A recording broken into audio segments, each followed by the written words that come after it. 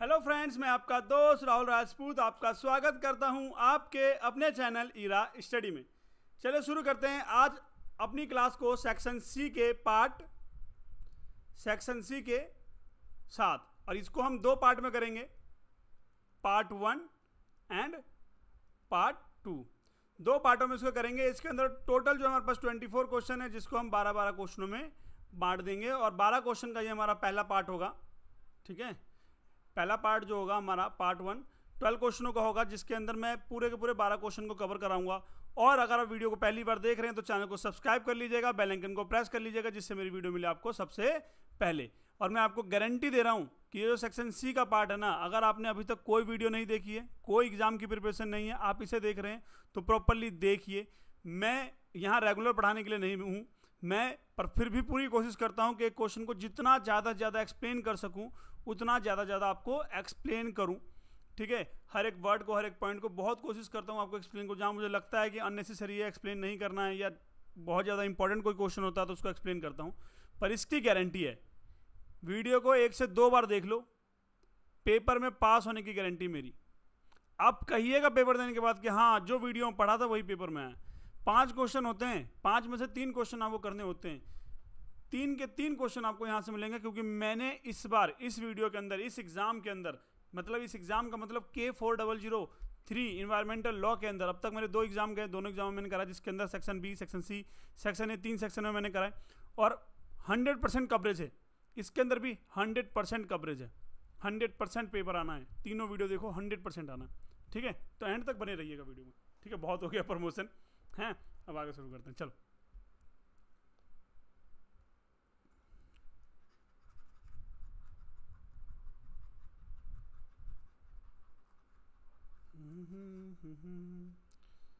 इसको कलर रखो यार, ये कलर रखो।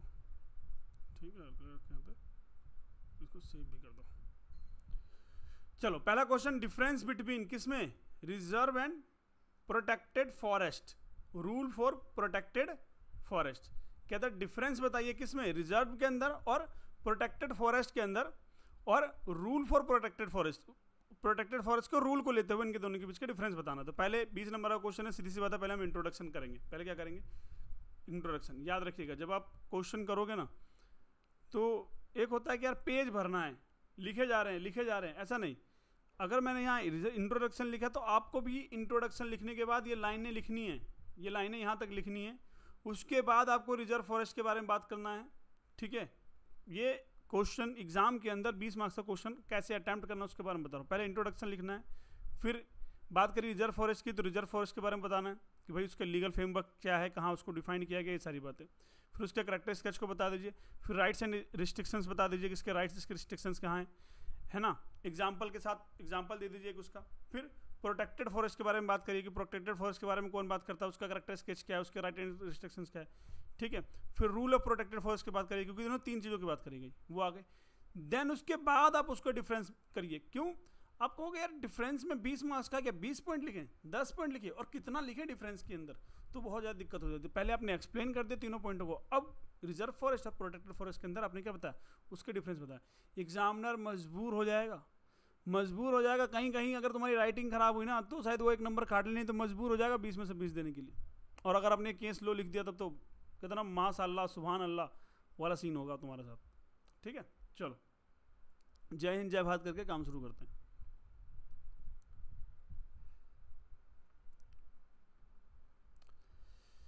चलो, तो पहली बात करते हैं रिजर्व फॉरेस्ट की। तो बोला गया रिजर्व, इंट्रोडक्शन की बात करते हैं तो बोला गया the conversion of the forest is fundamental environment protection, biodiversity, मतलब जो जीव जंतु होते हैं वो, उनको conversion, and maintaining ecological balance in India forest are classified primary into reserve forest, protected forest and village forest under the Indian Forest Act 1970। मतलब क्या बोला उसने, कहता है वो क्लासीफाई करते हैं विलेज फॉरेस्ट को, ठीक है, प्रोटेक्टेड फॉरेस्ट को और रिजर्व फॉरेस्ट को।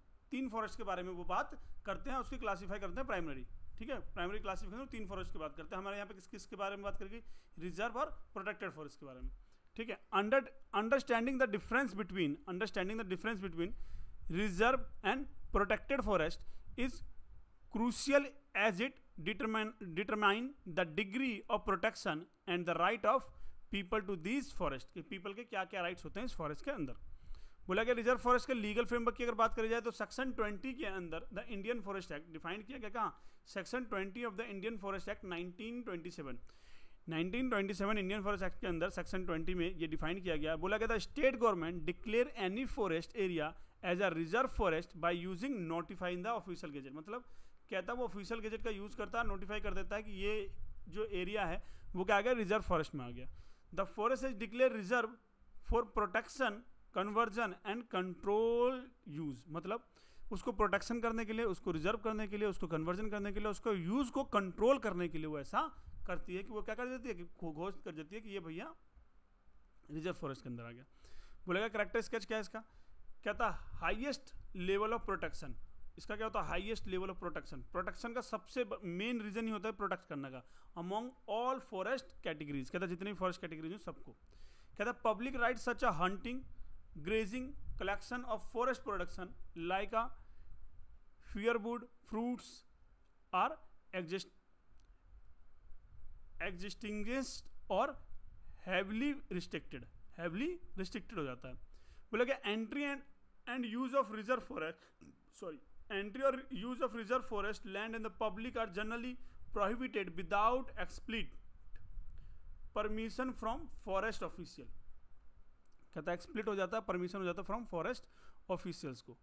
एक्ट्स ऑफ ट्रेस पास समझते हो, हमने पढ़ा होगा, टॉट में पढ़ा होगा आप लोगों ने कि जो हमारा घर होता है उसकी जो बाउंड्री होती है उसको बोलते हैं ट्रेस पास, कि हमारे बाउंड्री में कूदना नहीं। ट्रेस पास एक लीगल वर्ड है।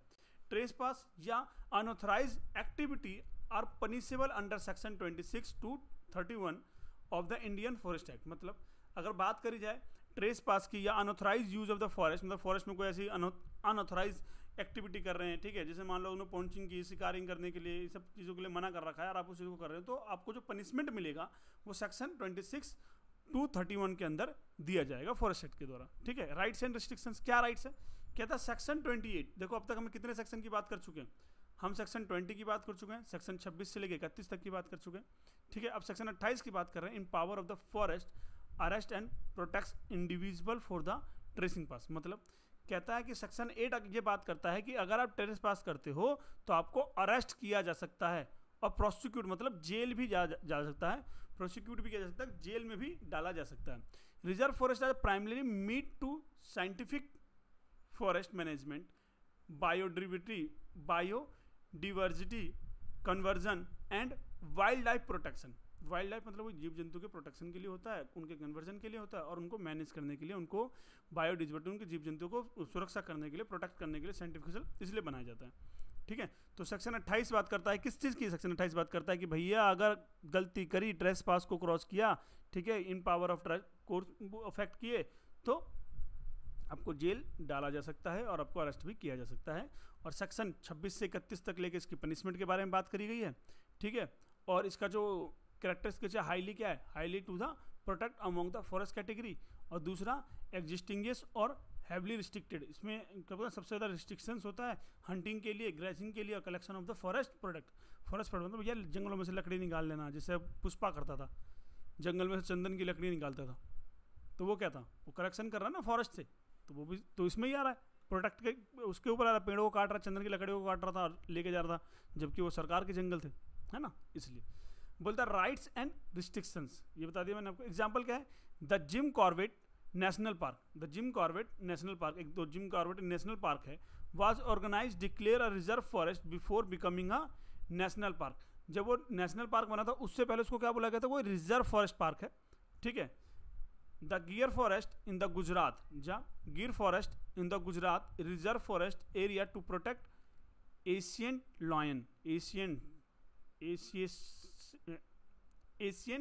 लॉयन मतलब जो पार्क को फॉरेस्ट रिजर्व फॉरेस्ट इसलिए बनाया गया ताकि वहाँ पे जो शेर वगैरह हैं, एशियन शेर वगैरह हैं, उनको प्रोटेक्शन मिल सके और जंगल ना काटे जाए, वहाँ पे लोग ना घुसे, उनका शिकार ना करें, या लोग अंदर ना जाए तो लोगों को भी प्रॉब्लम नहीं होगी और जो एनिमल्स हैं जानवर के अंदर उनको भी प्रॉब्लम नहीं होगी, ठीक है। अब बोला गया प्रोटेक्टेड फॉरेस्ट। प्रोटेक्टेड फॉरेस्ट कौन सा होता है, इसके लीगल फ्रेमवर्क, तो section 29 of the Indian Forest act 1927 the state government use the notified declare the area protected forest. क्या कहता है, एरिया डिक्लेयर कर देती है और क्या कर देती है, प्रोटेक्टेड फॉरेस्ट को उसको नोटिफाई कर देते हैं ऑफिशियल गेजेट के अंदर। Consideration a translation category between the reserve forest and village forest. मतलब कहता है ये कंसीडर करता है, ट्रांसलेशन करता है कैटेगरी बिटवीन रिजर्व फॉरेस्ट के अंदर और विलेज फॉरेस्ट के अंदर। ठीक है, ये प्रोटेक्ट फॉरेस्ट की बात करता है। अब इसकी कैटेगरीज की बात करी जाए तो बोला गया था government arrest some level of protection but allow limited public use and rights. कहता है अलाउ कर देता है कुछ एक लिमिटेड पब्लिक को यूज करने के लिए और उसके राइट्स को करने के लिए। Rights such as a grazing, fishing and collection of minor forest product में continue but under government regulation. मतलब सीधी सी बात है कि लकड़ियाँ जो टूट के गिर गई हैं, अब किसी आसपास के जो गांव हैं उनको खाना पकाने के लिए लकड़ियाँ चाहिए तो वो लेकर जा सकते हैं। मतलब कोई जंगल है, वहाँ पे नदी है, तालाब है, कोई समंदर निकल रहा है बीच में से या कोई नदी निकल रही है जहाँ पे फिशिंग करी जा सकती है, तो उन चीज़ को वो अलाउ कर देती है। ये इसका करेक्टर स्केच होता है। ठीक है, बोला अगर restriction are impose through the rules and regulation issue by the government which can prohibited certain harmful activity. उन एक्टिविटी को प्रोहिबिटेड कर देती है, बंद कर देती है जो हार्मफुल एक्टिविटी होती है। ठीक है, बोला अगर राइट्स एंड रिस्ट्रिक्शंस। अब इसमें प्रोटेक्ट फॉरेस्ट के अंदर भी कुछ राइट्स है, कुछ रिस्ट्रिक्शंस है। तो बोला कि ट्रेडिशनल एंड कस्टमरी राइट्स होते हैं। उसके अंदर क्या होता है, ट्रेडिशनल एंड कस्टमरी राइट्स होते हैं अनलेस एक्सप्लिटिंग प्रोहिबिशन। कहता है लोकल कम्युनिटी में भी एक्सरसाइज कर सकती है ट्रेडिशनल एंड कस्टमरी राइट्स। मतलब कस्टमरी जो पहले से चला हुआ रहा है, जैसे कि पेड़ की पूजा वगैरह, जैसे बड़ पूजा वाली होती है जिसमें पेड़ को हम पूजते हैं, तो जंगल में ही बड़ पूजा है तो आप उसको पूजने जा सकते हो क्योंकि वो आपके कस्टमरी में है कि भाई हम पेड़ को पूजते हैं तो हमें जाना है। ठीक है, या कुछ लोग होते हैं जिनको कह सकते हैं कि नीम के दातुन का यूज़ करना है तो आप जा रहे हो नीम के दातुन को तोड़ रहे हो, तो वो एक कस्टमरी यूज़ है, ट्रेडिशनल यूज़ है, आप वो कर सकते हो। या कोई भी ऐसी चीज़ जैसे केले की पूजा करी जाती है तो केले के पत्ते जंगल में आप जा रहे हो पेड़ काटने के लिए केले का, ठीक है, तो वो कर सकते हो ट्रेडिशनल और कस्टमरी के अंदर कि भाई वो चीज़ कर रहे हैं। तो अगर वहाँ पे उस एरिया को गवर्नमेंट ने प्रोटेक्टेड मतलब रिजर्व कर रखा है फॉरेस्ट के लिए घुस कर, तो आप वो चीज़ें कर सकते हो। प्रोटेक्टेड फॉरेस्ट के अंदर भी डाल रखा है तो आप उसको भी यूज़ कर सकते हो, है ना। The government can impose restriction revoking rights if necessary. Government क्या करती है, रिवोक कर लेती है रिस्ट्रिक्शन को जब अगर necessary for the forest protection, वो कर सकती है, भी रिवोक भी कर सकती है। The right is protect forest are not existing outline but regulated. कहता है जो राइट होता है ना फॉरेस्ट का, not existing outright but regulated. कहता है वो एग्जिस्टिंग नहीं होता पर वो रेगुलेटेड किया जा सकता है। ठीक है, रेगुलेटेड मतलब अगर कोई ऐसा राइट से जो नहीं बनाएगा तो उसको बना सकते हैं, उसको प्रोटेक्ट करने के लिए जंगलों कर सकते हैं। Rule of the protect forest, क्या रूल है भैया। पहला रूल प्रिस्क्राइबिंग कंडीशन और यूजेस। क्या तो government can be make up rules prescribing condition on use. Rule कौन बनाता है, गवर्नमेंट बनाती है। Public notice must be given up before the rule और इम्पोज। कहता है पब्लिक नोटिस बहुत जरूरी है रूल बनाने के लिए। और देखो क्वेश्चन आ गया ना जिसके अंदर बोला कि रूल ऑफ प्रोटेक्शन फॉरेस्ट की बात करो, सिर्फ यही आ गया जहाँ 10 नंबर में लिख गया कि प्रोटेक्टेड फॉरेस्ट क्या होता है, तो उसकी डेफिनेशन बता सकते हो कि सेक्शन 28 के अंदर उसके बारे में बात करी गई है। ठीक है, और फिर ये रूल्स को 5 पॉइंट्स को आप अलग से लिख सकते हो, 5 पॉइंट्स बना सकते हो आप। Forest officer are empower to enforce these rule. Forest officer जो होता है उसके पास पावर होता है कि इस रूल को इन्फोर्स ला सके, मतलब पब्लिक के पास ला सके और पब्लिकली कर सके। For example collection of the fire wood may be allow seasonally but with the permit. कहता है परमिट होगा तो वो अलाउड होगा, अदरवाइज नहीं होगा। Grazing of livestock may be permitted but control to the prevent over use. कहता है ग्रेसिंग कर सकते हैं पर ये किसमें है, लाइव स्टॉक के अंदर परमिटेड हो भी सकता है, उसको कंट्रोल भी किया जा सकता है। अब डिफरेंस की बात करें, ऊपर मैंने ऑलरेडी बहुत सारा पूरा एक्सप्लेन बताया, तो आप इस डिफरेंस को पढ़ सकते हैं कि सेक्शन 20 में इसके बारे में बताया गया, सेक्शन 29 के बारे में उसमें बताया गया। ये एग्जिस्टेंट है, सब रिस्ट्रिक्टेड है, वो लिमिटेड रेगुलेटेड है। ठीक है, एवरी हाई गवर्नमेंट, सॉरी मैं भूल जाता हूँ क्या, मेरे को ना माइक के पास बोलना था कि आवाज आपके बहुत स्लो आ जाए। बोला गया every high government exercise strictly control है moderate protection with the regulated use control, strict का penalty for the trespasses है, वहाँ क्या penalty but some traditional rights preserve किया जा सकता है। High authority and power to enforce restrictions, power to regulate but more flexible होता है। Scientific forest wildlife conversion, वो सिचुएशन पे sustainable use with limited human interference होता है। ठीक है, कुछ केस लॉज है यहाँ पे, इसको आप पढ़ लीजिएगा। नेक्स्ट क्वेश्चन चलते हैं हम अपना। पब्लिक इंटरेस्ट, मैंने बताया था कि कोई जब सेक्शन मैंने अगर सेक्शन बी की वीडियो देखी होगी तो मैंने बताया होगा कि सेक्शन सी में भी पब्लिक इंटरेस्ट के बारे में बात करेंगे और वहाँ इन डिटेल बात करेंगे, इसलिए मैंने वहाँ पे ज़्यादा पढ़ाया या ज़्यादा बताया नहीं होगा। यहाँ बात करते हैं इसको इन डिटेल में। ये क्या कहता है? कहता है public interest litigation and protection of environment. कहता है public interest litigation and protection of environment including MC Mehta cases. अब देखो जब MC मेहता केसेस के बारे में आता है ना, सबसे पहले MC मेहता केसेस के बारे में ही पढ़ते हैं, मैं उसको ही समझाते हूँ क्या कहता है। कहता है MC Mehta cases, MC Mehta versus Union of India, ये क्या है? Ganga pollution cases. ये किसके रिलेटेड है? Ganga pollution cases. 1988 AIR 1037। क्या बोला गया? The petition was file to control pollution in the river Ganga. किसके बारे में बात करेंगे? रिवर गंगा के पॉल्यूशन को कंट्रोल करने के लिए पिटीशन फाइल करी गई थी, है ना, MC Mehta versus Union of India के उसमें, ठीक है, जो कि गंगा पॉल्यूशन केसेस था। बोला गया the supreme court directed the closure of the industrial discharging untreated influent. Supreme court ने क्या बोला था? जो इंडस्ट्रियल है उसको डिस्चार्ज कर दो, अनट्रीटेड कर दो, इनफ्लुएंट कर दो, ठीक है। Establish the pollution pays principle required populated to bear the cost of pollution control। जो cost कैलकुलेशन किया गया वो उसको बियर करना पड़ेगा, ठीक है। अगला क्या बोलता है कि MC मेहता, देखो अब आप बोलोगे ना क्वेश्चन के अंदर sir MC Mehta including MC Mehta cases लिखा हुआ है, समझो केसेस लिखा हुआ है। तो जैसे ये बात आ गई ना, देखो कई बार क्या होता है हमें केसेस याद नहीं रहते, ये हम सोचते हैं कि यार आंसर देने से पहले ना मेरे को याद आ रहा, तो फटाफट डालो पहला नंबर, पहला केस लिख दो, दूसरा नंबर, दूसरा केस लिख दो, तीसरा नंबर, मत करो एक्सप्लेन। अभी याद आ गया ना कि ये केसेस है तो वो लिख दो, पहले वो लिख दो, फिर इन डिटेल करके एक एक करके उसको एक्सप्लेन कर दो तो वो चलेगा, ठीक है। या वो लिख दो, बाद में फिर लिखो कि introduction of the public interest litigation की, पब्लिक इंटरेस्ट लिटिगेशन क्या है ना, पब्लिक इंटरेस्ट इन्वायरमेंट प्रोटेक्शन क्या है, landmark public interest cases by the MC Mehta. MC Mehta का पहला केस देखो, पहला केस क्या बोला? मैंने तो गंगा वाला पढ़ा था, यह क्या है? MC Mehta versus Union of India पे केस था, और क्या बोला था?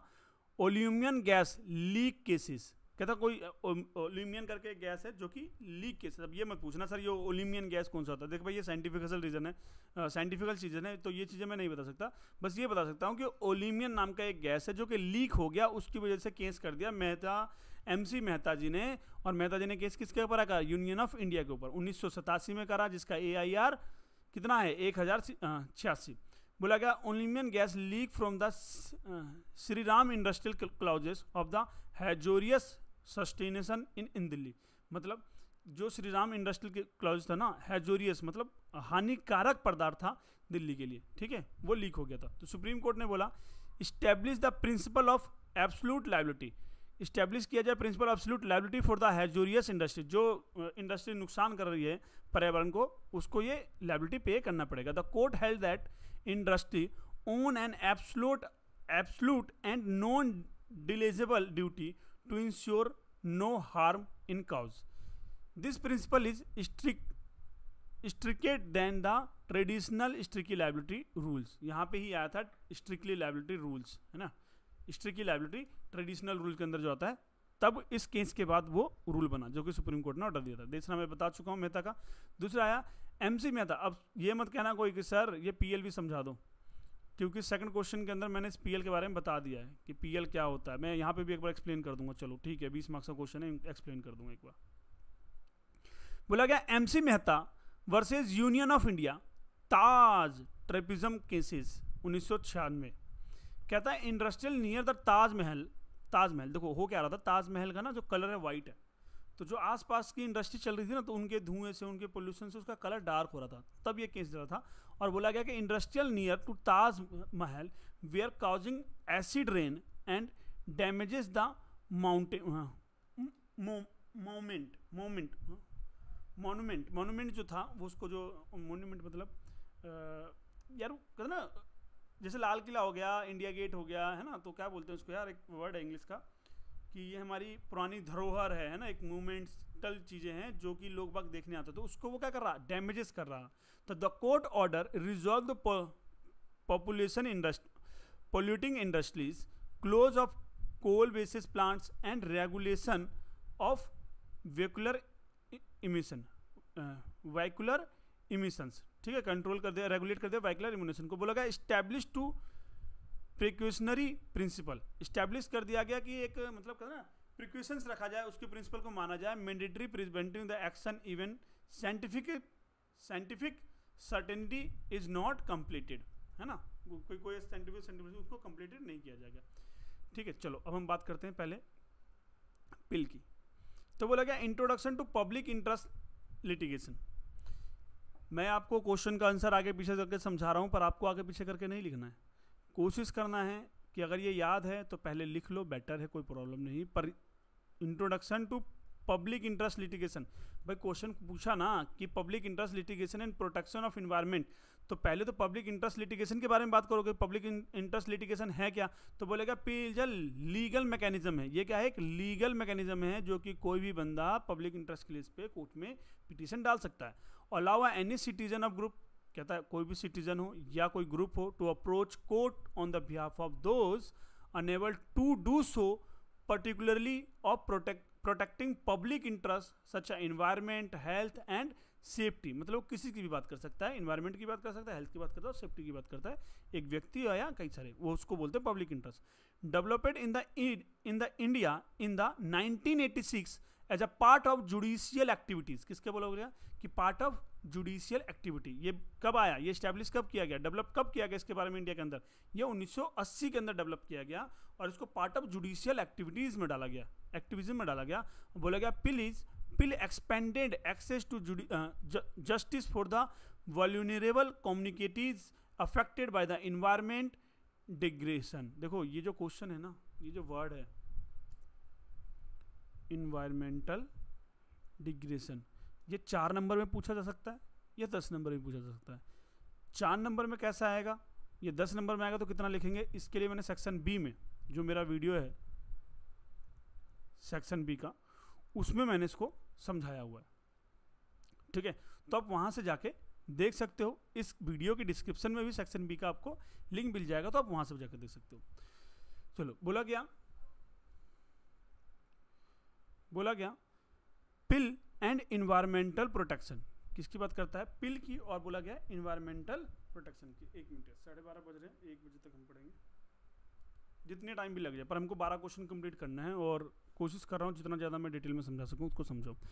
पिल एंड इन्वायरमेंटल प्रोटेक्शन, तो बोला गया environmental problem often involve large communication and complex issue affecting the public goods को जो अफेक्ट कर रहा है और लार्ज लेवल में कर रहा है। तो PIL allow for systemic and preventive legal action, PIL allow करता है कि आप सिस्टमेटिक और प्रिवेंटिव लीगल एक्शन ले सकते हैं रेदर देन इंडिविजुअल रिड्रेस के अंदर। Court have become a activity participant in environmental governance through the पिल, वो मान लेता है पिल के द्वारा। Landmark pill of cases Mehta वैसे मैं बता चुका हूँ आपको। ठीक है, उसके बाद ये क्या था, importance of PIL environmental judicial, ये भी लाइन इंपॉर्टेंट है, जहां बोलता है PIL has widened the scope of article 21 right to life to include a right to healthy environment. Court have been issue guideline for the environmental impact assessment, population control, wastage management. PIL can have a lead to establishment of specialization agency like the national green tribunal. PIL ensure accountability of the government and private entities को लिख करता है। ठीक है, principal of the establishment through the पिल, कहता है कौन से प्रिंसिपल ऐसे हैं जो एस्टेब्लिशमेंट होते हैं पिल के। देखो भाई, ये 4 मार्क्स में भी पूछे जा सकते हैं आपसे। सेक्शन सी में कराया हुआ एक पॉइंट आपके साथ 4 मार्क्स में पूछा जा सकता है। सेक्शन सी एक ये वीडियो ऐसा है जहां से आपसे बी से भी पूछा जा सकता है, ए से भी। देखो ए में से कभी भी बी में का पूछा नहीं जाएगा। ठीक है, जो क्वेश्चन मैंने ए में कराया उसका बहुत कम चांसेस होंगे बी में पूछने का, पर जो मैंने बी और सी में कराया उसके बहुत ज़्यादा चांसेस होंगे ए में पूछने के, और जो मैंने सी में कराया उसके चांसेस हो सकते हैं कि बी में भी पूछा जा सकता है, उसको ए में भी पूछा जा सकता है। ठीक है, और यही कारण है कि सी का सेक्शन को मैं ज़्यादा डिटेल में पढ़ाता हूँ। ठीक है, चलो principle establishment through the pill.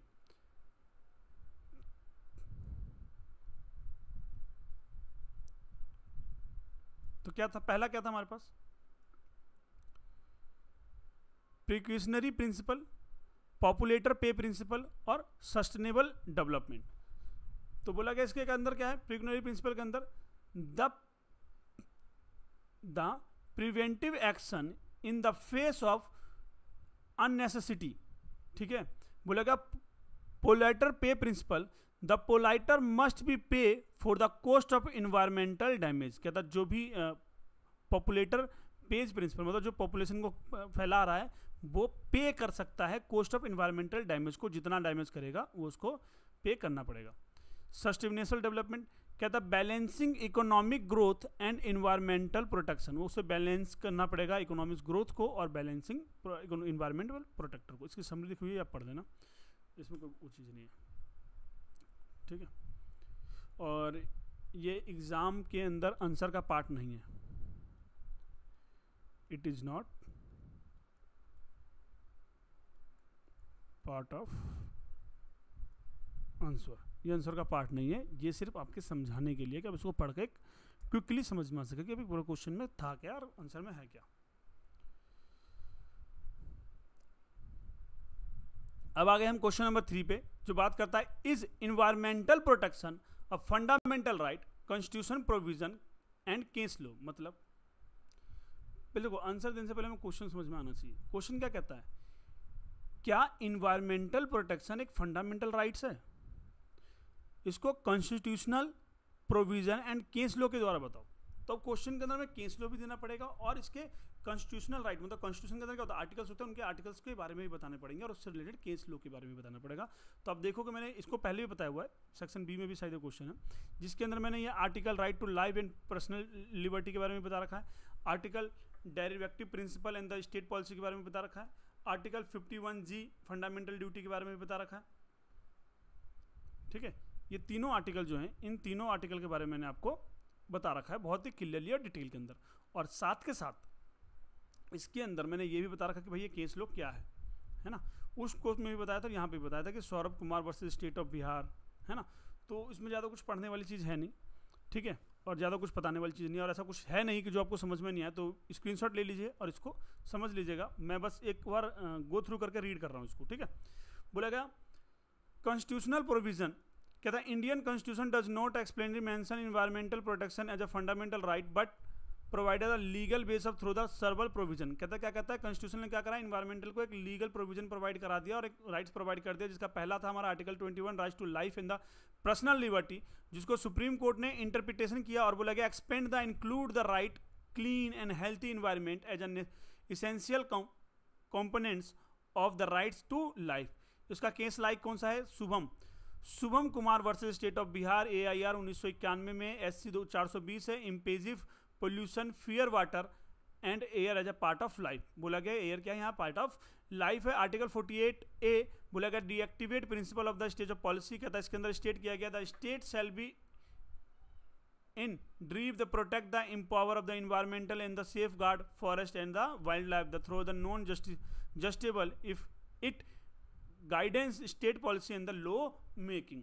Section 11 sorry article 55(1)G जो कि बात करता है फंडामेंटल ड्यूटी की, जो कि impose a duty on every citizen protect and empower of nature of environmental.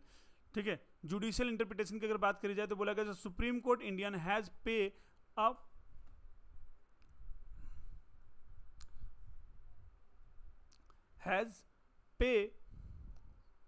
कहाँ गया भाई, the court of the Indian has played as a pivotal role regarding environmental protection into the fundamental rights, जिसके अंदर एक case laws है वो आप पढ़ दीजिएगा। ठीक है, इंटरप्रिटेशन इन्फ्लुएंस दिखा रखा है बस।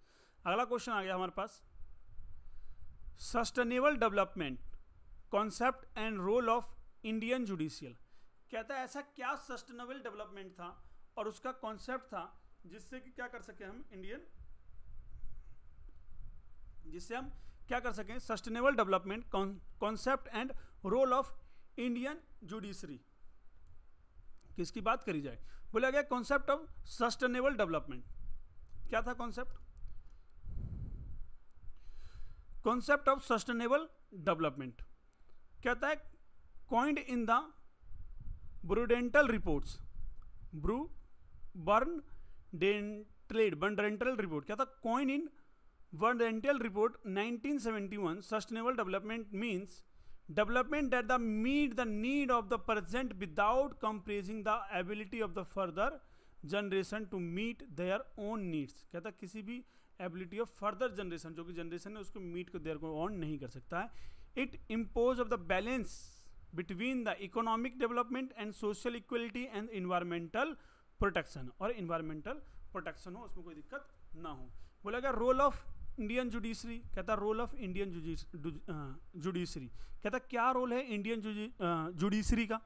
तो बोला कहता Indian judiciary has been forerunner in integrating sustainability development principle into environmental jurisprudence। ये क्या था? environmental jurisprudence। कहता है इसका की जजमेंट क्या थे? कुछ केस लॉज हैं, उसके की जजमेंट दिए गए, तो इन केस लॉज को पढ़ लेना। ठीक है। जुडिशियल रोल्स, जुडिशियल रोल क्या होता है? environmental impact assessment, whole industrial accountable for the environment degradation, protect rights to indigenous communication and forest drivers, encourages alternative eco friendly development modes. ठीक है। अगला क्वेश्चन नंबर 5 आ गया हमारे साथ, जिसको बोलता है कॉन्स्टिट्यूशन पावर। क्या क्या कहता है? Constitutional power function and state board under the air act 1981। मतलब कहता है कि क्या कॉन्स्टिट्यूशन है, क्या पावर है, क्या फंक्शन है स्टेट बोर्ड एक्ट 1981 का। देखो ये क्वेश्चन कितना इंपॉर्टेंट है समझना। ये क्वेश्चन बन गया एक question, constitution of state board under act 1981, 10 marks का आ सकता है।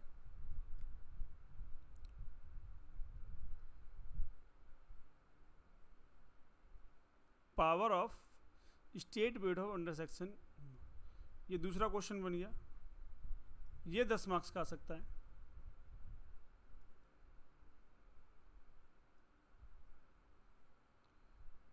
फंक्शन, ये तीसरा क्वेश्चन बन गया, ये 10 मार्क्स का आ सकता है। अब ये तीनों मिला के पूछ लिया इसने 20 मार्क्स का, और जब अलग अलग बात करी गई तो इसने बोला क्या कहते हैं 10 मार्क्स का आ सकता है। अरे 10 मार्क्स का भी आ सकता है, 4 मार्क्स का भी आ सकता है और 20 मार्क्स का भी आ सकता है। तो ये अकेला question power function constitution of state board of air act 1981 को कंट्रोल करता है, जहां सिर्फ स्टेट बोर्ड की बात करी जाए। अगर क्वेश्चन बनाए explain the state board of under section under act 1821, जब सिर्फ इसकी बात करी जाए और क्वेश्चन 20 मार्क्स में आ जाए, तब भी आपको यही समझना है कि आपको कॉन्स्टिट्यूशन, पावर और फंक्शन तीनों लिख के चलना है। ठीक है। चलो कहता constitution of state board, state board का क्या कॉन्स्टिट्यूशन है? तो बोला गया under section 44 subsection 1 air act 1981। मैंने ये लाइन बीच में खा गया है, मैं खा गया हूं, पर इस चीज का बहुत ध्यान से रखना कि भाई ये आपको लिख के आना है। Prevention and the control of pollution, prevention और एंड कंट्रोल ऑफ पोल्यूशन, ये आपको लिख के आना है। Air act 1981।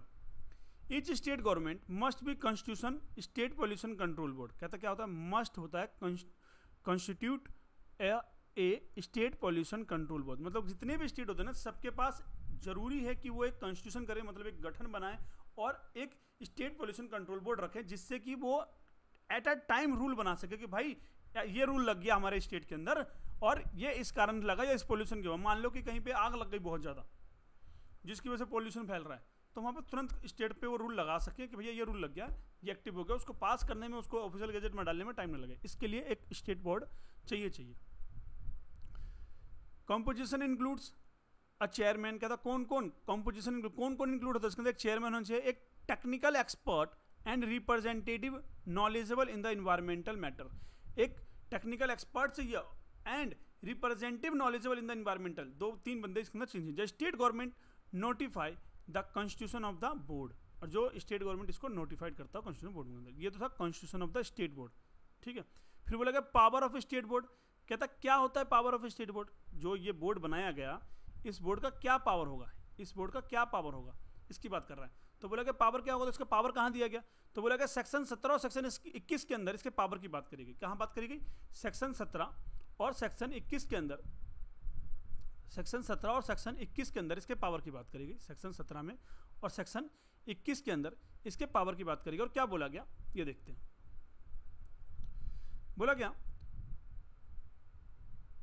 इन्यूमरेट पावर सच एज, कहता है in enumerated power of such, कहते हैं कुछ पावर दिए गए हैं। बोला गया collection and dissemination of information relating to the air pollution, क्या करता है वो, कलेक्शन करता है और उसके डिसइमिनेशन को क्या करता है, इन्फॉर्म करता है relating to the air pollution को।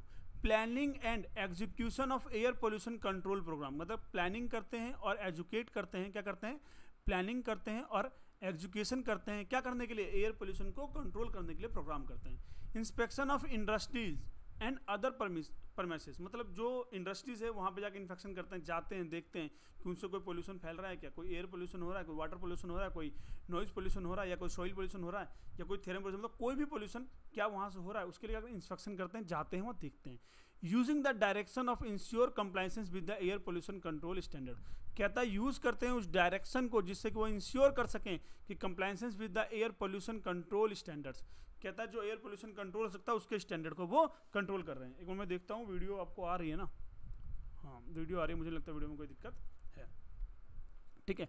Filling complaints in a court for violation, कहता है कंप्लेन को कंप्लेन करते हैं, फाइलिंग करते हैं कंप्लेन कोर्ट के अंदर इस वायलेशन के लिए, अगर कोई वायलेशन करता है तो स्टेट बोर्ड उसका कंप्लेन कोर्ट के अंदर कर सकता है। Grant the board power to grant और रिफ्यूज कंसेंट, मतलब कहता है सेक्शन 1 जो कहता है ग्रांट करता है बोर्ड के पावर को, जो कि grant to refuse consent to the any industrial या ऑपरेशन डिस्चार्ज पोल्यूटेंट्स, मतलब ये कि भैया अगर कोई कंपनी या कोई इंडस्ट्री ऐसा कुछ काम कर रही है तो उसको रिफ्यूज कर सकते हैं, उसके कंसेंट को रोका जा सकता है, बंद करवाया जा सकता है, ठीक है। फंक्शन ऑफ स्टेट बोर्ड, कहता है क्या फंक्शन है, किस तरीके से काम करता है, कहता है function of state board, function of state board कहता है implementation of air pollution control measures, monitoring air quality regulated, ये इसका फंक्शन है, एयर क्वालिटी को रेगुलेट करता है। Advising the government on population policies, promoting the research and education regarding air pollution, कहता है using direction for the closure and the regulation of pollution units section 31, ensuring compliances with the standard notification under section 18, कहता है ensure करता है compliances को कि stand हुए, notified हो गए, ये सेक्शन 18 इंश्योर करता है, ठीक है। ये इसके फंक्शन थे। Example the Delhi pollution control board DPCC act and SPCC of the Delhi and has been protective controlling vehicular and industrial pollution, मतलब जो रोडों पे गाड़ी चल रही है उससे होने वाली पोल्यूशन को और जो इंडस्ट्री है उससे होने वाली पोल्यूशन को वो कंट्रोल करती है, उसके ऊपर वो सारे पावर वगैरह इम्पोज करती है, सब कुछ। पानी पी लूँ यार। आई होप कि मैं अच्छे से समझा पा रहा हूँ और आप लोगों को समझ में आ रहा है, ठीक है। और अगर याद नहीं हो पा रहा है तो आप नोट्स भी ले सकते हैं, मुझसे परचेज कर सकते हैं नोट्स, सिर्फ मात्र 199 में आपको नोट्स मिल रहा है। और आपका आने वाला एग्जाम 100% कवरेज है, यहाँ से 1% भी ऐसा नहीं है कि आपको यहाँ से नहीं मिलेगा।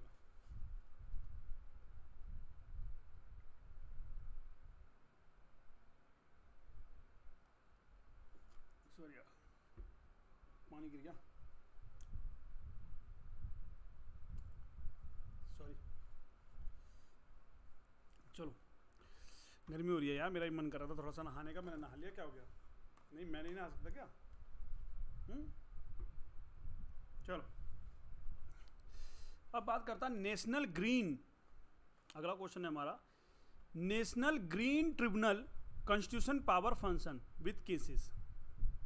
इसने भी बात करा भैया कि केस के साथ बताइए नेशनल ग्रीन ट्रिब्यूनल। तो सबसे पहले तो यही पढ़ेंगे कि नेशनल ग्रीन ट्रिब्यूनल है क्या, फिर उसके कॉन्स्टिट्यूशन, फिर उसके पावर, फिर उसके फंक्शन को, और फिर पढ़ेंगे हम केस लो। तो पहले बात करिए इंट्रोडक्शन में, जिसके अंदर मैंने बताया कि establish in 2010 by the national green tribunal act 2010 में, कहता है इसको इस्टेब्लिश किया गया 2010 में, किसके द्वारा इस्टेब्लिश किया गया? नेशनल ग्रीन ट्रिब्यूनल एक्ट 2010 के द्वारा। Specifies tribunal for the speedily dispose of environmental cases, उसने डिस्पोज करने के लिए जो इन्वायरमेंटल केसेस थे ना, उसको डिस्पोज करने के लिए, तेजी में खत्म कर दें उन केसेस को, उसके लिए इसको बनाया गया था। Objective provide a dedicated form of effective and expeditions expeditions environmental justice. मतलब उसने क्या बोला, इसका ऑब्जेक्ट क्या था, provide a dedicated form of the effective and expenditure environmental justice. मतलब इन्वायरमेंटल जो जस्टिस जल्दी जल्दी एक्सपेंड हो जाए और खत्म हो, ठीक है, ये इसका पर्पस था। ये इसका इंट्रोडक्शन मतलब कि नेशनल ग्रीन ट्रिब्यूनल को बनाया, इसके लिए गया था। पहला स्टैब्लिश किया गया 2010 में नेशनल ग्रीन ट्रिब्यूनल एक्ट के द्वारा, और स्पेसिफाई क्या था, स्पीडली डिस्पोज द एनवायरमेंट, और ऑब्जेक्टिव क्या था, provide a dedicated forums of the effect. ये लाइन देखो, जो ये जो लाइन है ना, ये लाइन एग्जामिनर सिर्फ ये ढूंढता है, आपके आंसर के अंदर एग्जामिनर सिर्फ ये ढूंढता है, एग्जामिनर सिर्फ ये ढूंढता है, ठीक है, ये ढूंढता है एग्जामिनर। कहाँ से लिखा, कैसे लिखा, क्या लिखा पता नहीं, पर एग्जामिनर को अगर तुमने ये लिख दिया, हाईलाइट कर दिया, तो एग्जामिनर समझेगा कि हाँ आपको पता है कि नेशनल ग्रीन ट्रिब्यूनल है क्या। कॉन्स्टिट्यूशन की बात करते हैं तो बोला गया consist of chairman, chairperson, usually इसका चेयरपर्सन कौन होता है, usually retired supreme court of या हाई कोर्ट जज। कहता है इसका चेयरपर्सन कौन होता है, कि जो सुप्रीम कोर्ट या हाई कोर्ट का जो जज होता है, रिटायर होता है, वो यहाँ होता है। जुडिशियल मेंबर होते हैं, जो जुडिशियल मेंबर होते हैं वो होते हैं expert member in environment and forest laws. कहता है जो मेंबर होते हैं वो एक्सपर्ट हो एनवायरनमेंट का और फॉरेस्ट लॉ का। The tribunal has benches in different zone for convenience, ठीक है, डिफरेंट जोन ऑफ कन्वर्सेशन। जो ट्रिब्यूनल तो अलग अलग जोन के बारे में कन्वर्सेशन करते हैं। पावर ऑफ एनजीटी, एनजीटी मतलब वही है नेशनल ग्रीन ट्रिब्यूनल। कहता है क्या पावर है इसका, तो बोला गया, मैं माइक के बहुत पास आके बोल रहा हूँ, अभी भी अगर वॉइस में कोई प्रॉब्लम है मेरी पिछले वीडियो की तरह, तो प्लीज़ आप मुझे कमेंट करके ज़रूर बताइएगा। मैं और कोशिश करूँगा अपने वॉइस को सुधारने की, ताकि मेरी आवाज़ आपको ईजिली मिल सके, समझ में आए, ठीक है। तो बोला गया पावर ऑफ एनजीटी, क्या पावर है, adjective on matter relating to water, air and land pollution. वो क्या करते हैं, एडजेक्टिव करते हैं मैटर को, कौन से मैटर को, जो कि वाटर, एयर और लैंड से रिलेटेड हो। Forest conversation, environmental protection laws can order compensations, जो कंपसेशन उसके लिए वो क्या ऑर्डर पास कर सकता है। Restoration of environmental, closure of planting industry, मतलब जो इंडस्ट्री पोल्यूशन कर उसको क्लोज कर सकता है। Enforce of environmental law, environmental law के अकॉर्डिंग उसको इन्फोर्स किया जा सकता है, केस किया जा सकता है उसके ऊपर। Can exercise power to civil court under the code of civil proceeding, जो सिविल कोड एक्सरसाइज कर सकते हैं कोर्ट प्रोसीडिंग के द्वारा। फिर बोला क्या, देखो पावर कितने सारे हैं, ये अभी अगर आपको याद है ना, तो ये 10 मार्क्स का आराम से पूछा जा सकता है इसके अंदर, ठीक है, और लिख भी सकते हो। फंक्शन ऑफ एनजीटी, अब फंक्शन ऑफ एनजीटी की बात करेंगे तो provide speed and effective environment just, जो कि उसके इंट्रोडक्शन में था। रिड्यूस टू वर्न और रेगुलेट कोड्स, है ना, बर्डन करता है और रिड्यूस करता है, बर्डन करता है। रेगुलर कोड दोनों उनके बर्डन को रिड्यूस करता है, क्योंकि सारे केसेस वहीं चले जाते हैं, तो वहीं पे वो डिस्प्यूज कर देता है, कोर्ट पे बर्डन पड़ता नहीं है। Implement principle of the sustainable development precautionary principle populate page. कहता है review and monitor population control activities. कहता है इनहेंस पब्लिक अवेयरनेस, वो क्या करता है, पब्लिक अवेयरनेस को इनहेंस करता है, ठीक है। लैंडमार्क केसेस, कुछ यहाँ लैंडमार्क केसेस देख के आप उसको देख सकते हो। समरी आ जाओ, नीचे आ जाओ। अब हमारा अगला क्वेश्चन हो गया, rule by central government under the environmental protect act 1986। कहता है सेंट्रल गवर्नमेंट के ऐसे कौन से रूल बनाए गए हैं जो कि एनवायरमेंटल प्रोटेक्टेड एक्ट को 1986 के द्वारा करता है। देखो अब ये हमें यहाँ पे रूल लिखना है, तो पहले तो हम इसको पढ़ लेते हैं कि भाई ये है क्या। बोला गया the environmental protection act 1986 EPA is the comparative legislative enacted in the response to the Bhopal gas tragedy aiming to protect and empower of India environmental through the board regulatory power vested in the central government। देखो Bhopal gas tragedy का ना आपने पढ़ा होगा, school time पे ही पढ़ा होगा, ठीक है, 10th या 9th क्लास के हिस्ट्री या भूगोल में कहीं आपने पढ़ा होगा। उसके अंदर आपको बताया होगा कि उसमें हुआ क्या था कि एक फैक्ट्री थी जो काम करता था, वहाँ पे एक केमिकल यूज़ होता था, गैस यूज़ होता था, जिसकी वजह से काफ़ी ज़्यादा लोगों को वहाँ पे आसपास में नुकसान हुआ था। और उस टाइम पे इन्वायरमेंटल को लेके इंडिया के पास कोई लॉ नहीं था, कोई कानून नहीं था, तो इंडिया कुछ भी नहीं कर पाई थी। उस इंडस्ट्रीज का कोई दिक्कत, मतलब कोई बहुत ज़्यादा पेनल्टी है उसको प्रॉब्लम नहीं हुआ था।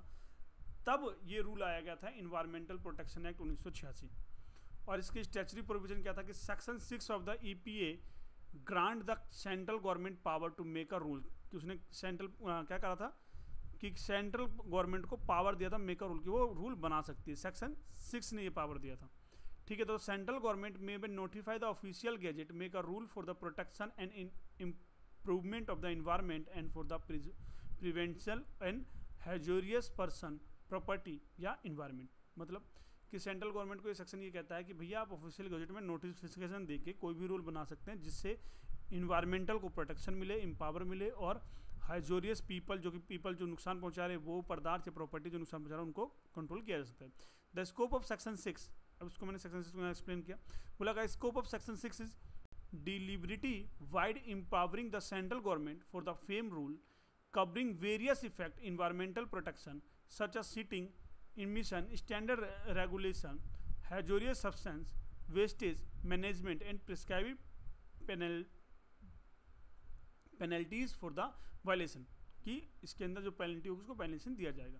The key rule of the made under EPA, मतलब क्या की रूल बनाया गया, तो इसके कुछ ये 6 रूल है, इसको पढ़ते हैं। पहला इन्वायरमेंटल रूल 1986 रूल बना, इन्वायरमेंटल रूल 1986। और क्या रूल बना इसके अंदर कि the first set of the rule under EPA define produce of the environmental clearance of industries and project, specific standard for air, water and noise pollution, providing guideline for the dispose of hazardous water, है ना, waters sorry wastage है, हैजोरियस wastage, मतलब कि वो guidelines provide कर कि जो नुकसानदायक पदार्थ है ना, जो कि हमें नुकसान देते हैं वाटर को, वायु को या सॉइल को, उसके लिए हम क्या कहते हैं रूल बनाया गया, ठीक है। Manufacture, storage and import of hazardous chemical rules हैं 1989 के अंदर रूल बना कि अगर आप कहीं से इंपोर्ट कर रहे हो, बाहर से कोई एक ऐसा देश केमिकल मंगा रहे हो जो कि हैजोरियस है, तो उसके स्टोरेज, उसके मैन्युफैक्चर, उसके इंपोर्ट के ऊपर रूल बनाया गया, जिसके अंदर डिफाइन किया गया hazardous chemical based on the toxicity and physical properties required industry to maintain safety protocol, prepare on site emergency plans and information authority of hazardous chemical handling, जो कि एक अथॉरिटी उसको हैंड नहीं कर सके।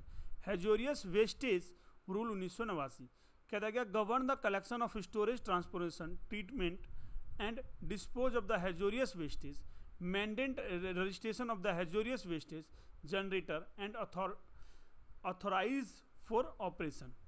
बोला गया बायो मेडिकल वेस्टेज रूल 1998, तो बोला डील विथ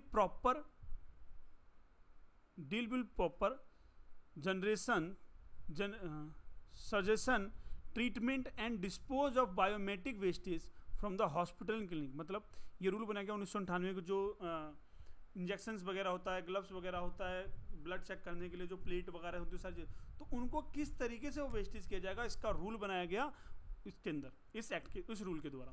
बोला गया ई वेस्टेज रूल 2016, मतलब ई वेस्टेज मतलब introduce external product responsibility EPR for the manufacture of electronic and electronic equipments, मतलब जो इलेक्ट्रॉनिक इक्विपमेंट्स प्लेट वगैरह होते हैं उसके अंदर लगे, उनको कैसे वेस्टेज को खत्म किया जाएगा, उसके लिए ये रूल बनाया गया। प्लास्टिक वेस्टेज मैनेजमेंट रूल 2016, जो कि 2016 में आया, कहता है regulate manufacture uses and disposal of plastic products to reduce environmental impact, जो कि रिड्यूस करे इन्वायरमेंटल इम्पैक्ट को, उसके लिए रूल बनाया गया। तो ये 6 रूल हैं, ये याद कर लीजिएगा, बहुत इंपॉर्टेंट है, आने के चांसेस ही नहीं, बहुत ज़्यादा चांसेस हैं इनके आने के, इसलिए आप उसको पढ़ लीजिएगा। और पेपर तो आप लोग का 20 तारीख का था, ये वीडियो में 20 तारीख को रिकॉर्ड कर रहा हूँ, एक्सटेंड हो चुका है, तो आपके पास बहुत टाइम है वीडियो को देखने का, ठीक है। और मैं वीडियो अभी बना के अपलोड कर रहा हूँ, इसके बाद ही मैं आगे सब्जेक्ट की वीडियो लेके आऊँगा, ताकि आपके पास वीडियो हो और आप आसानी से उसको देख सको। ये बता दिया था। उसके बाद इन्फोर्समेंट ऑफ पावर पढ़ लेना, लैंडमार्क केसेस, पार्टिकुलर इस पढ़ लेना अपने आप ही आप, ठीक है। इसका स्क्रीनशॉट ले लो और इसको पढ़ लेना, यहाँ पे समझाने के लिए कुछ है नहीं खास। अब अगला क्वेश्चन है question number 8, define hazardous substance and precaution for handling them, मतलब डिफाइन करने के लिए कह रहा है कि भाई कौन क्या होता है हैजोरियस, मतलब नुकसानदायक पदार्थ क्या है और उसको कैसे हैंडल किया जाए उसकी बात करेगा। तो डिफाइन किया गया, भाई सीधी सी बात है, मैंने पहले ही बता चुका हूँ कि इन्वायरमेंटल एक्ट 1986 सेक्शन 2(HA) के अंदर hazardous substance mean substance of the preparation of the which is a reason its chemical और physical chemical property handing with the level of cause harm of human beings other living creature plants property और environmental, वो जो होते हैं वो क्या कहलाते हैं, मतलब जो नुकसान करे क्लेचर को, कल्चर को, है ना, क्रिएचर को, प्लांट्स को, प्रॉपर्टी को, है ना, इन्वायरमेंटल प्रॉपर्टी को, ठीक है, ह्यूमन बींग्स को, तो वो जो सब्सटेंस होते हैं उनको बोला जाता है हैजोरियस सब्सटेंस। ठीक है, बोला गया कि दूसरा चीज बोला गया कि manufacture storage and import hazardous chemical rule 1998 के अंदर रूल 2 में बोला गया provide the detail classification of the base on the toxic reactivity, flammability, corrosiveness and environmental hazards. ठीक है, ये लाइन उस रूल के अंदर बोला गया।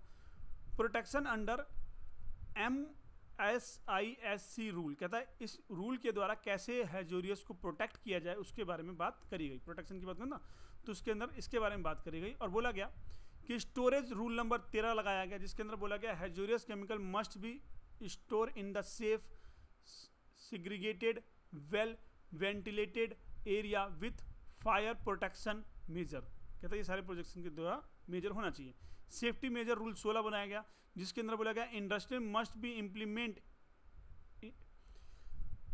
Engineering control person protective equipments and maintain material safety data sheets.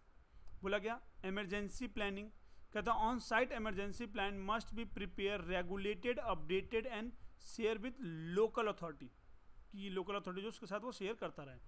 Transport rule बनाया गया, कहता है hazardous chemical must be transported according to the motor vehicle act and environmental rule with proper living and emergency kit, मतलब emergency kit के साथ चले उसको लेके ट्रांसपोर्ट, ऐसा ना हो कहीं वो लीकेज हो जाए कुछ होता है इमरजेंसी किट ना हो, और गवर्नमेंट को बता के चलेगा ट्रांसपोर्टर व्हीकल एक्ट के द्वारा। ठीक है, reporting rule 2013 all accident leakage या spill must be immediately report to concern authority, जो उसकी कंसर्न अथॉरिटी है उसको तुरंत उसको रिपोर्ट करना उसके लिए जरूरी है। ठीक है, अगला बोलेगा जुडिशियल प्रोनाउंसेंस, पढ़ लेना भाई केसेस लो, मैं पहले भी बता चुका हूँ इस केस लो के बारे में। ठीक है, इंडियन ये नया है इसको बताता हूँ। Indian council of enviro legal action versus union of Indian AIR 1996 SC 14146 stress the need for the safe handling and disposal to avoid hazardous wastage pollution। Practical example कहता था, अच्छा ये प्रैक्टिकल एग्जाम्पल इसको पढ़ लेना कोई दिक्कत नहीं है। अगला क्वेश्चन है हमारे पास, इसके बाद 3 क्वेश्चन रह जाएंगे और हमारे चैप्टर हो जाएगा खत्म। यार मैं भी ये वीडियो रिकॉर्ड कर रहा हूँ, 1 घंटा 1.5 घंटा लगातार मुझे बोलना होता है, तो भैया अगर 1-1.5 घंटा लगातार बोलूँगा तो थोकूंगा तो मैं भी ना, है ना।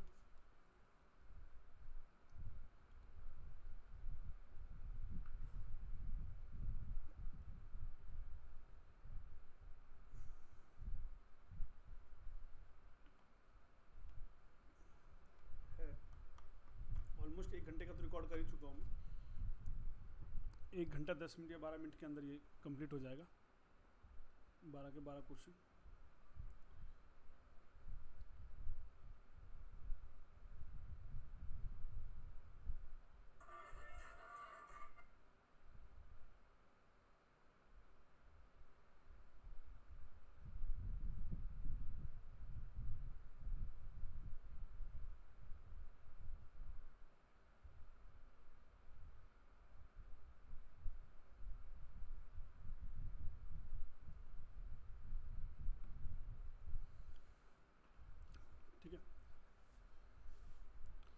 रिलेवेंट सेक्शंस, चलो पहले क्वेश्चन पढ़ते हैं उसके बाद पढ़ेंगे।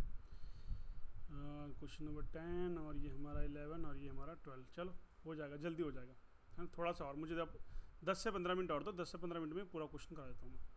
चलो स्पीड में करते हैं। चलो बोला गया restriction of on industrial plants under air act 1981, कहता क्या रिस्ट्रिक्शन था इंडस्ट्रियल प्लांट को एयर एक्ट के द्वारा, तो बोला गया रिलेवेंट सेक्शन कौन कौन से सेक्शन लगाए गए? बोला गया section 21(5) subsection 5 of the air act 1981, the state of board after consider all relevant factor in is safety that any industrial plant in an air pollution control area is emitting या likely to emit air pollution in exercise of the prescribed standard, it may be order or writing prohibited restriction use of the plant required to own या occur to the measure of the reduced emission. मतलब बोला गया भाई section 1 जो है ना वो ये कहता है कि भाई रिस्ट्रिक्टेड है, अगर आपका कोई भी एरिया में कहीं भी लाइकली इमाइट कर रहा है, पोल्यूटेड कर रहा है, जिससे तो आप उसको कहते हो रिस्ट्रिक्टेड कर दोगे, प्रोहिबिटेड करोगे और आप उसको ऑन करके ऑक्यूपाई करके टेक अ मेजर रिड्यूस कर सकते हो, उस एमिशन को बंद कर सकते हो, ठीक है।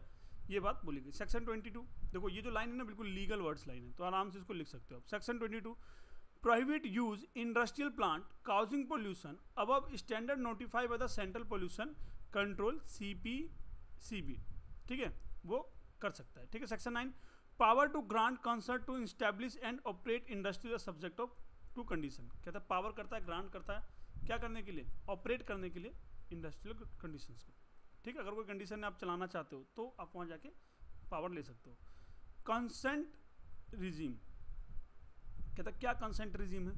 कहता है industrial required consent to establish, कहता कोई अगर इंडस्ट्री आ रही है तो उसके पास रिक्वायरमेंट होनी चाहिए कंसेंट लेने के लिए before construction on construct to operate before operation issue to state pollution control board, कहता है ये इशू किससे किया जाता है? स्टेट पॉल्यूशन कंट्रोल बोर्ड इसको इशू करता है अगर वो कंसेंट लेता है तो, ठीक है। Consent can be impose specific condition, consent जो स्पेसिफिक क्या सकता है? टाइप ऑफ फ्यूल के ऊपर किया जा सकता है, ठीक है। Installation of pollution control equipments किया जा सकता है। Limited our end of operation, कहता है लिमिटेड आवर के ऊपर कंसेंट दिया जा सकता है। जुडिशियल डिसीजन, वैसे सीधी सी बात है, केस लॉज है, पढ़ लेना। अगला क्वेश्चन आ गया environmental pollution type and global effect, कहता है इन्वायरमेंटल पोल्यूशन क्या है, इसके टाइप को बताइए, इसके ग्लोबल इफेक्ट। तो टाइप में पहले भी एक्सप्लेन कर चुका हूँ, ये सारे pollution, air pollution, water pollution, soil pollution, noise pollution, thermal pollution और रेडियो एक्टिव पोल्यूशन। ये रेडियो एक्टिव का तो पहला ही क्वेश्चन है सेक्शन 1 का, जो कि मैंने बहुत अच्छे से बताया हुआ, जिसके अंदर सेक्शन 3 और सेक्शन 6 ऑफ इन्वायरमेंटल एक्ट को भी मैंने बता रखा है, तो वो भी बहुत अच्छे से पढ़ लेना। तो ये टाइप खत्म हो गया, अब इसका ग्लोबल इफेक्ट की बात करते हैं कि भाई ग्लोबल इफेक्ट क्या पड़ता है इन्वायरमेंटल पोल्यूशन का। तो देखो ग्लोबल इफेक्ट के बारे में बात करते हैं यहाँ पर, ये रहा global environmental effect. Global environmental effect क्या पता है? ग्लोबल वार्मिंग हो सकता है। ग्लोबल वार्मिंग मतलब वही भैया बोला गया emission of the green house gas like CO2 and methane trap in fact radiation increase the global temperature causing ice cap meeting and the sea level rise, है ना। ओजोन डिप्लीमेशन, जो मैंने बताया था कि ओजोन वाला क्वेश्चन कराया, जिसके अंदर ओजोन परत में क्या होता है? लेयर होती है, यूवी लेयर, वो लेयर क्या होता है? टूट जाता है, जिससे कि हमें स्किनिंग प्रॉब्लम हो सकती है। लॉस ऑफ बायोडिवर्सिटी, मतलब जो जीव जंतु होता है उनको हम लॉस कर सकते हैं पोल्यूशन की वजह से। ह्यूमन हेल्थ इम्पैक्ट, ह्यूमन का जो हेल्थ होता है उसको इम्पैक्ट हो सकता है, जिसके अंदर अस्थमा, बायोमेटिंग, कैंसर, ये सारी बीमारियों का नाम है भाई। न्यूरोलॉजिकल डिस्क्लोजर ऑर्डर्स इंक्रीजेस इन पोल्यूशन, है ना। इकोनॉमिक्स कोस्ट, जिसके अंदर डैमेज टू एग्रीकल्चर हो सकता है, फिशिंग हो सकती है। Increase the health of Werner and the loss of the productivity, जो हमारा कहते हैं ना उपजाऊ खेत नहीं रहा, उपजाऊ हो नहीं रहा, ज़्यादा धान नहीं हो रहे, ज़्यादा गेहूँ नहीं हो रही, तो वो सॉइल के अंदर जो हमारे मट्टी जो होती है ना उसके अंदर जो प्रॉब्लम्स होती हैं, इन्फेक्शन होता है पोल्यूशन, तो उसकी वजह से हो सकता है। तो ये ग्लोबल इफेक्टेड है। बोला गया एयर और लीगल की अगर बात करी जाए तो ग्लोबल लीगल फ्रेमवर्क की बात करी जाए तो भैया इसके लिए एयर एक्ट भी है, वाटर एक्ट भी है, इन्वायरमेंटल एक्ट भी इसके लिए बात करता है। जुडिशियल वो चीज़ है। Power of state to take a samples under water act 1974, क्या पावर क्या है स्टेट बोर्ड का जो कि एक टेक अ सैंपल ले सकता है? तो कहता है स्टेचुरी प्रोविजन की अगर बात करी जाए तो सेक्शन 17(2), देखो बोलोगे सर बहुत जगह सेक्शन आ रहा है, बहुत सारे एक्ट है, कैसे याद होगा? तो भाई याद करना पड़ेगा, आप वकील हो, आपको पता होना चाहिए सेक्शन 17 वाटर एक्ट में क्या है, सेक्शन 17 एयर एक्ट में क्या है, सेक्शन 17 इन्वायरमेंटल एक्ट में। अगर पता है, याद है, कंफर्म है, तभी एग्जाम में लिखना है। अगर याद नहीं है, कंफर्म नहीं है, तो एग्जाम में नहीं लिख देना कि हाँ भाई लिख दिया, पता है, कर रहे हैं। कोशिश करना है कि याद है, कंफर्म है, तभी लिखना है, अदरवाइज नहीं लिखना है। Section 17 subsection 2 of the water Act 1974, the state board may be the purpose of the determining the whether pollution of the water has taken place. Sample water swag the trade influence of the any place sent to such sample to laboratory of the any analysis. क्या कहता है कि section 17 बात करता है कि sample ले जाता है वाटर का और उसकी लेबोरेटरी के अंदर एनालाइज किया जाता है कि वो वाटर कितना ज़्यादा पॉपुलेटेड है, कितना ज़्यादा पोल्यूशन उसके अंदर है नहीं है, उसके इन्फ्लुएंस को उसके ट्रेड को बात कर जाते हैं. सेक्शन 17(3) बात करता है board officially empower to enter permission for inspection and sampling, जो कि बोर्ड पावर देता है और बोलता है कि भैया तुम कर लो, मर्जी दे रहा है कि भैया आप सेक्शन 17(3) के अंदर क्या आप इसका इन्फेक्शन करो और देखो क्या दिक्कत है. पर्पस ऑफ प्रोड्यूस कहता है ensure compliances with the influential discharge standards, enables scientific verification of the pollution claims. Sample must be collected and preserved under the standardized produce to maintain evidence integrity. ठीक है, cancel लो इसका particular है. ये last question हमारे इस video का. Video अगर आप यहाँ तक देख रहे हैं ना तो प्लीज़ यार सब्सक्राइब करो, बेल आइकन को प्रेस करो और अपने दोस्तों को जो कि LLB कर रहे हैं, ठीक है, उनको शेयर करो. ठीक है, मैं पूरी कोशिश करता हूँ, पूरी जी जान लगा के कोशिश करता हूँ कि मैं आपको हर एक क्वेश्चन को बहुत ही ज़्यादा डिटेल में समझा सकूँ. ठीक है, कुछ इंग्लिश वर्ड्स होते हैं जो कि नहीं प्रोनाउंस हो पाते हैं, मैं खुद इस चीज़ को एक्सेप्ट करता हूँ कि भाई ऐसा नहीं कि मैं नहीं कर पाता, पर वर्ड बड़े होते हैं यार काफ़ी, तो उसमें प्रॉब्लम आती है. वो एक मतलब हमारे हिंदुस्तानियों की प्रॉब्लम समझ लो. ऐसा नहीं बोलता यार ये गलत हो जाएगा कि हिंदुस्तानी की प्रॉब्लम, कि मतलब ये हमारे हिंदी मीडियम वाले हैं अभी जस्ट इंग्लिश में आए हैं तो ये कह लो उसकी प्रॉब्लम है. पर आपको समझ में आ रहा है, अगर आपको नहीं समझ में आ रहा है, उससे कोई प्रॉब्लम आ रही है तो आप मुझे कमेंट करके बता सकते हैं. और वीडियो को यहाँ तक देख रहे हैं ना मेरे दोस्त, तो प्लीज़ सब्सक्राइब करिए, कमेंट करिए, बेल आइकन को प्रेस करिए कि मेरी और भी वीडियो आपको मिल सके और आपके पहले मिले, सबसे पहले आपको मिले. ठीक है, चलिए लास्ट क्वेश्चन है. इस क्वेश्चन के साथ हम अपने इस लेक्चर को समाप्त करेंगे.